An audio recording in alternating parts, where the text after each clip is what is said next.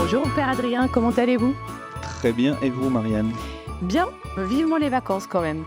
La semaine dernière, nous avons parlé de veiller, de patienter. Vous vous en souvenez? À peu près. Ouais. J'ai pensé à la parole que vous nous avez dite sur l'attente d'une personne aimée à la gare. Cela m'a fait prendre conscience du bonheur de la patience. Merci. Au fait, vous avez fait la méga teuf pour Marie le 8 décembre? Évidemment, nous avons célébré dignement cette bonne mère du ciel qui nous a donné bonheur. J'ai rencontré plein de personnes durant les célébrations. On a fait une procession au flambeau devant notre église. Voilà, les Lyonnais sont très attachés à Marie et à cette fête de l'Immaculée Conception. Et vous, Marianne, est-ce que vous avez profité des festivités du 8 décembre? Ouais, carrément. J'ai beaucoup aimé les drones au parc de la Tête d'Or. J'ai aussi pu découvrir la patience dans la file d'attente pour accéder au parc. Très sympa. Bref, de quoi parlons-nous cette semaine, Padré, pour avancer vers Noël? Nous sommes rentrés dans la 3e semaine de l'Avent. Quelle joie! Je vous propose pour cette semaine de redécouvrir la puissance de notre désir. Oh là là là là, de quel désir parlez-vous là? Le désir tout court, Marianne. Nous ne sommes pas des êtres insensibles. Désirer fait partie de notre vie. C'est même un des moteurs les plus puissants pour nous faire agir. La question est vers quoi est-ce que j'oriente mon désir? En fait, vous êtes en train de nous dire qu'on peut choisir de désirer ceci ou cela. À peu près, oui, Marianne. Nous avons prise sur cette puissance de vie qui est en nous. Dans la Bible, il y a de nombreux passages qui évoquent le désir de Dieu. On compte au moins 5 psaumes, un livre entier, le Cantique des Cantiques, et de nombreux passages chez les prophètes, comme par exemple celui-ci, écoutez bien, chez Isaïe. Mhm. Ah, si tu déchirais les cieux et si tu descendais.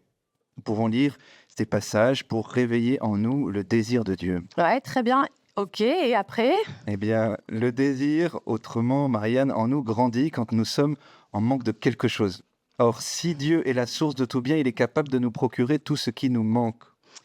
Ouais, là, vous commencez vraiment à m'intéresser, Padré. Un peu comme le génie d'Aladin, où on peut lui demander enfin, un peu n'importe quoi, l'iPhone 17 ou bien des places pour le concert de Taylor. Et Dieu sait comme j'ai désiré avoir les places pour voir Taylor Swift. Oui. Enfin, ça dépend de ce qu'on demande quand même.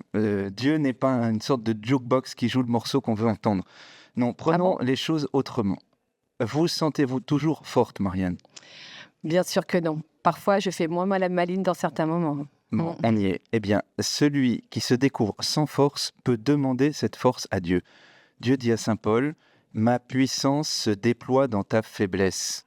Plus nous nous découvrons faibles devant Dieu, plus notre cœur peut désirer la force qui est en lui. Plus nous nous découvrons pauvres devant lui, plus notre cœur peut désirer la richesse qui est en Dieu.